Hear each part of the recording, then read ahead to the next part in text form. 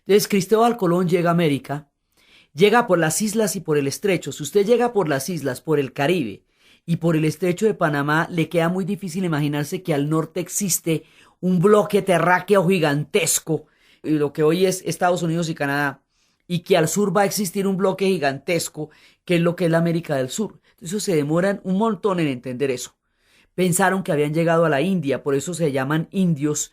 Pensaron que habían llegado a Catayas y Pango, pensaron que habían llegado a diferentes lugares.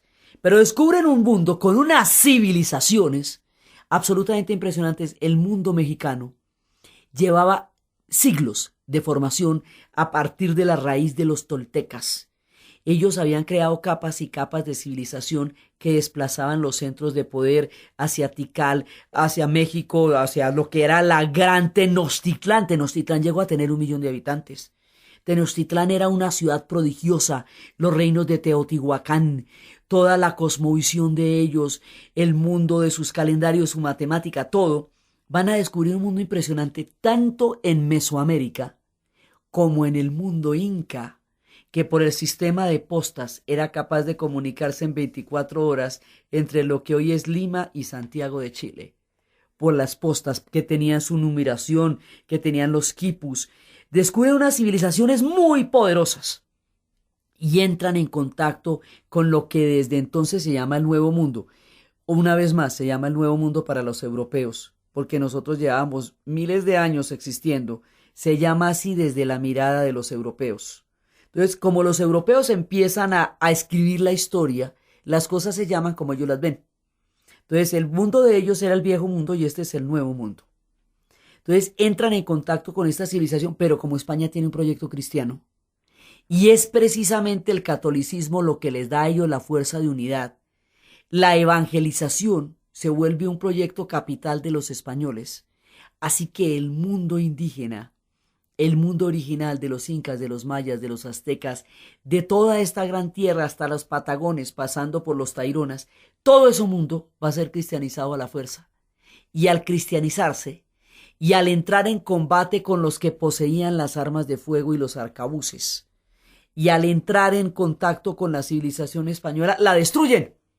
Destruyen ese mundo y vamos a tener la hecatombe más grande que tengamos en la historia de nuestro continente, y ahí se destruye una parte fundamental de la memoria indígena de lo que nosotros fuimos, que en muchas ocasiones es muy difícil de rastrear hasta el momento.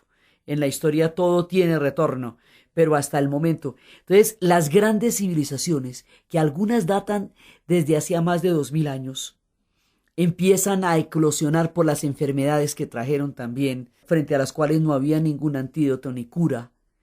Colapsa nuestra gran civilización y España entra en control de un imperio colosal. Entonces, por un lado, la América, por el otro lado, el contacto con los Habsburgo a través de Juana la Loca, que va a ser la hija de Fernando e Isabel.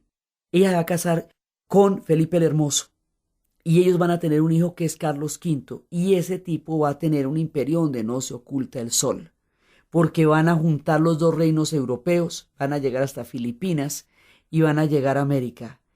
Y España se vuelve, en un proceso bastante frenético, la dueña del mundo en ese tiempo.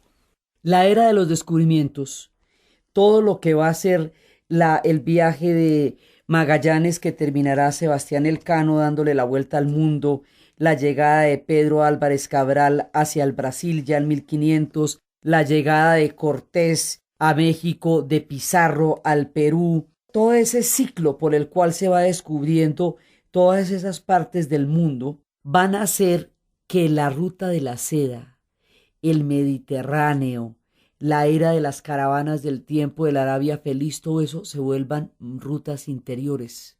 Todo lo que antes era el mundo queda reducido porque el mundo se amplía mucho más. Entonces la ruta de la seda ahí es cuando entra en decadencia, porque ya existe el mundo del Atlántico. Lo mismo la Liga Hanseática también, todo eso se vuelven rutas interiores, y las rutas de las caravanas de Timbuktu y todo eso también se van a volver rutas interiores, porque hay una mucho más grande que ya une el globo por primera vez. Y de más adelante el capitán Cook llegará a Australia y ya se va a dar una perspectiva global, en el sentido literal de la palabra. Entonces, cuando eso pasa, ya los centros de poder se desplazan hacia otra parte y los estados nacionales se van formando y Francia empieza un proceso poderosísimo por el cual va quebrando los poderes locales, los duques, los marqueses, todos aquellos nobles que habían tenido un poder durante el medioevo, van a ser aplastados por una centralización de poder cada vez más grande, hasta llegar a la figura de Luis XIV, que va a hacer una afirmación que dice: el Estado soy yo, y eso es el Estado absolutista.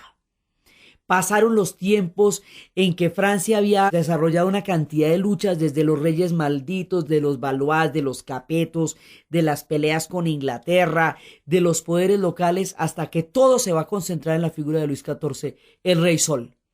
Y Francia entra en un proceso luminosísimo, porque el Rey Sol sabía rodearse de gente capaz. Entonces tenía como a Colbert como ministro de Finanzas. Era un hombre capaz de tener una gente a su alrededor que era muy buena y que lo estaban asesorando a él.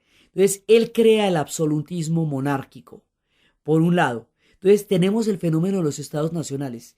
Inglaterra también se va a constituir en un estado nacional, y la figura primero de Enrique VIII y más adelante de Isabel II, su hija, van a convertir a este país en un estado fuerte y posteriormente en un imperio enorme.